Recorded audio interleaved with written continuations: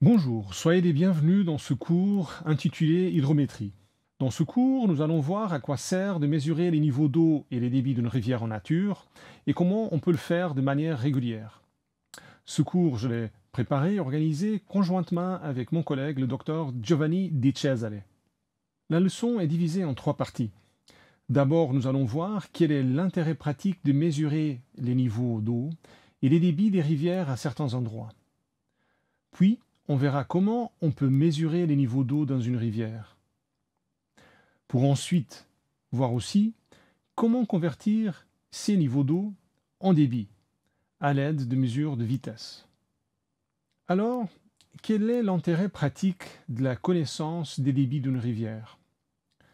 Tout d'abord, pour qu'on puisse utiliser l'eau, il faut pouvoir décrire son cycle de vie et en particulier sa disponibilité temporelle, c'est-à-dire identifier les périodes d'abondance et d'étiage.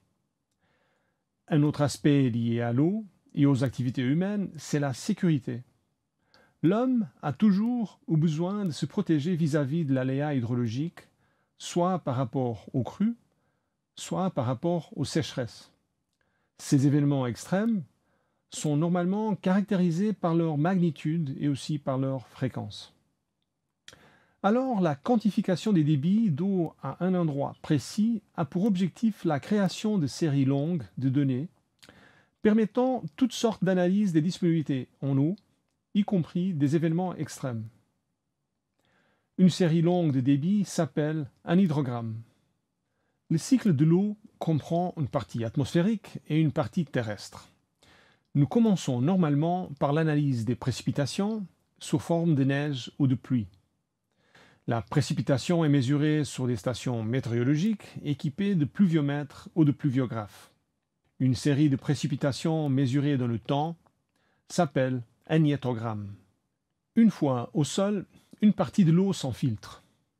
L'infiltration dépend du couvert végétal du terrain, du type de sol, de l'usage fait des terrains, par exemple pour l'agriculture ou pour des forêts, mais dépend aussi de la perméabilité des surfaces et de la géologie. L'infiltration génère un effet de rétention d'eau dans le sous-sol. Cette rétention permet l'alimentation des cours d'eau en surface de manière décalée dans le temps, comme c'est le cas des débits des rivières pérennes pendant les périodes sèches, qui n'ont pas de pluie. Il se peut aussi que l'eau tombe sous forme de pluie dans un bassin versant donné et qu'elle s'infiltre et revienne en surface dans un autre bassin versant dû à une migration par le réseau hydrogéologique. On parle alors de perte hydrogéologique. Une autre partie de l'eau de pluie s'évapore. L'évapotranspiration est la perte d'eau du couvert végétal et des terrains, en fonction de la température, de l'humidité relative, de la radiation solaire et du vent. L'effet de ces agents sur un plan d'eau est appelé l'évaporation. On arrive finalement à la partie de la précipitation que ruisselle, c'est-à-dire la précipitation effective qui coule directement sur la surface du bassin versant et converge vers le réseau des cours d'eau. Le ruissellement de surface est alors la différence entre la précipitation totale, à laquelle on soustrait les pertes initiales par infiltration, ainsi que l'évaporation, mais à laquelle on ajoute l'alimentation des cours d'eau par les sources. Les eaux de surface se propagent et convergent vers les cours d'eau en fonction de la couverture du terrain, sa rugosité et le type d'obstacle rencontré. Leur vitesse d'accumulation et de propagation dépend aussi de la morphologie du réseau hydrique. Deux manières synthétiques de représenter les disponibilités en eau à un endroit précis sont les hydrogrammes et les courbes de débit classées.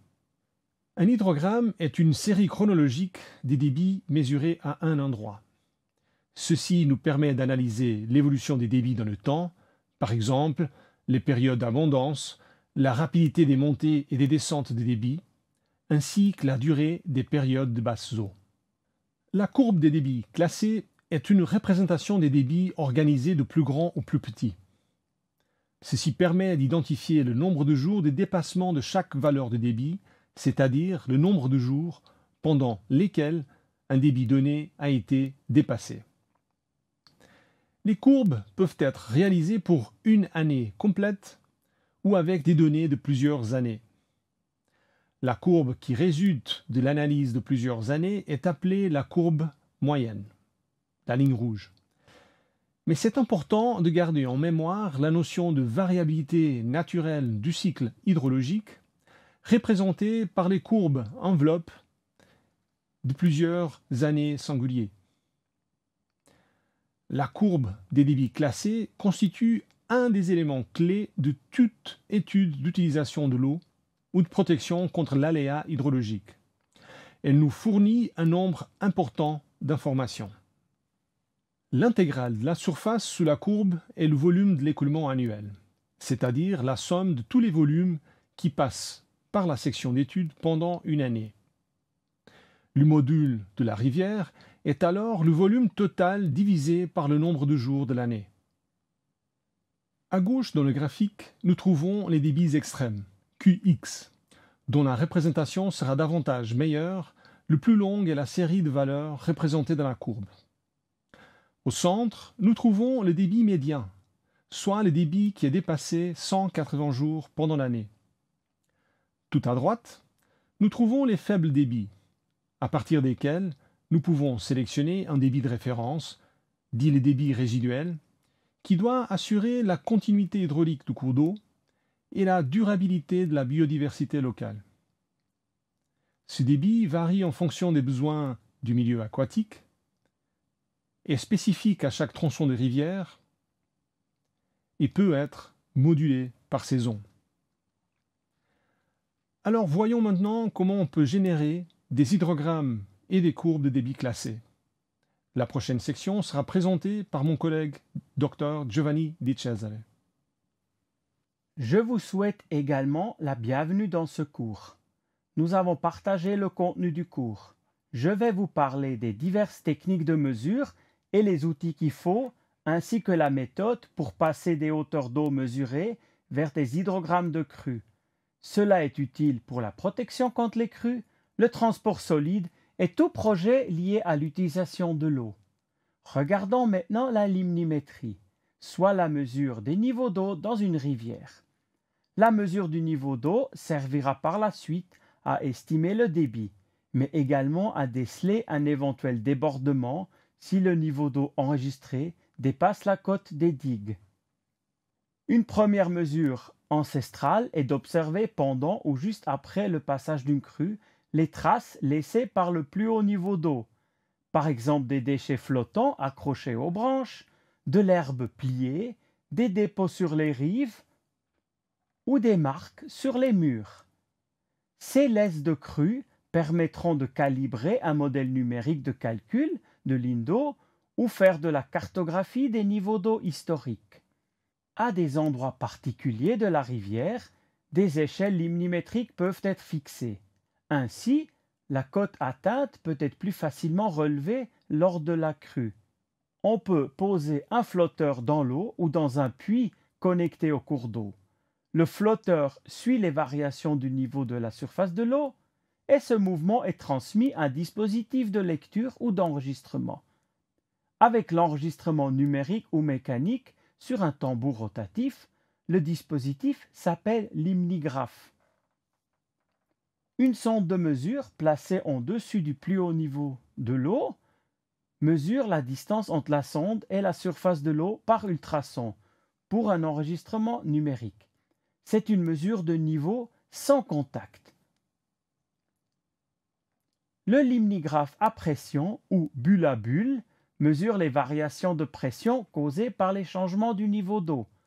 Cet instrument comprend une bonbonne de gaz comprimé, un dispositif de contrôle de pression et un tube immergé relié à la bonbonne. Un faible débit d'air sous pression est envoyé au fond de la rivière. La pression de l'air dans le tube est proportionnelle à la hauteur d'eau au-dessus de la prise installée au fond de la rivière. Un capteur immergé au fond de la rivière permet de mesurer directement la pression qui est proportionnelle à la hauteur d'eau. Similaire à la mesure par ultrason, Une sonde de mesure est placée en dessus du plus haut niveau d'eau à atteindre. Elle mesure la distance entre la sonde et la surface de l'eau par des fréquences radar pour un enregistrement numérique. L'utilisation des fréquences radar permet une mesure sur une plus grande distance par rapport aux ultrasons et la mesure est moins influencée par les conditions météorologiques. En effet, il s'agit de passer des niveaux d'eau au débit par l'établissement d'une courbe de tarage. La courbe de tarage définit une relation univoque entre chaque niveau d'eau et un débit pour une géométrie stable de la rivière à un endroit donné. Cela permettra par la suite de passer de l'hymnigramme, c'est-à-dire de la courbe des niveaux d'eau en fonction du temps, à l'hydrogramme de crue, soit la courbe des débits en fonction du temps, Q fonction T. La question se pose maintenant, comment obtenir la courbe de tarage d'une section dans un cours d'eau? Cela relève de la débimétrie. La débimétrie est le domaine de l'hydraulique qui s'occupe de l'estimation des débits à partir des mesures du niveau d'eau et de la distribution des vitesses de courant d'une rivière. L'estimation des débits peut se faire de deux manières. À l'aide de la mesure de niveau dans un ouvrage calibré, c'est-à-dire un ouvrage pour lequel nous connaissons la loi hauteur-débit, ou bien par la mesure de vitesse du courant et son intégration à travers la section du cours d'eau. Les ouvrages calibrés les plus courants qui permettent la réalisation de mesures de débit sur le terrain sont les seuils épais ou standards, basés sur le principe de la transition de régime par déversement sur l'ouvrage, ou les canaux Venturi ou Parshall, basés sur la création d'un rétrécissement de section. Dans les deux cas, l'écoulement passe par le régime critique sur l'ouvrage. L'autre possibilité, c'est d'effectuer des mesures de vitesse de courant. Dans le cas des méthodes ponctuelles, il s'agit d'effectuer une seule mesure de vitesse que l'on considère représentative de l'ensemble de la section mouillée, et ensuite la multiplier par la section obtenue par relevé topo-bathymétrique. Cette mesure se fait à l'aide d'un traceur lancé dans l'eau en amont de la section de mesure et dont la concentration est mesurée à l'aval à une distance donnée. L'intervalle de temps entre l'introduction du traceur et le passage de la pointe de concentration dans la section de mesure permet d'estimer une vitesse moyenne de translation. Le traceur d'utilisation la plus courante actuellement est le sel. Un autre moyen de mesurer la vitesse moyenne dans une section, c'est par l'émission et la réflexion d'ondes acoustiques. Une autre possibilité, c'est l'utilisation de méthodes dites intégrales. Dans ce deuxième cas, la section transversale de la rivière est divisée en plusieurs sections sur la largeur. Dans chaque sous-section, on effectue une ou plusieurs mesures de vitesse pour un niveau d'eau donné. Le calcul du débit est alors l'intégrale des profils de vitesse selon la largeur du cours d'eau. En répétant les mesures et le calcul pour des niveaux d'eau différents, on construit progressivement la courbe de tarage de la section d'étude. La réalité nous présente une multitude de conditions différentes. À chaque fois, il faut adapter la méthodologie d'analyse aux conditions locales. Malgré la diversité des conditions, nous pouvons dire que d'une manière ou d'une autre, les études hydrométriques doivent toujours passer par les 5 étapes suivantes. Étape 1.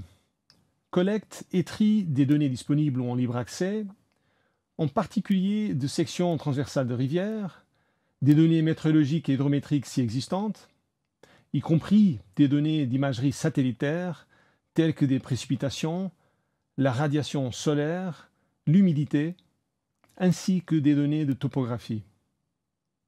Étape 2. Installation de nouvelles stations de mesure à considérer dès le début des activités dans une rivière donnée afin d'améliorer la description du cycle de l'eau dans le bassin versant d'étude et d'élargir les bases de données à disposition. Étape 3. Exploitation des stations de mesure pendant une période de référence, de manière à obtenir un minimum, voire plus, de données permettant le calage et la validation de modèles hydrologiques qui reproduisent le cycle de l'eau.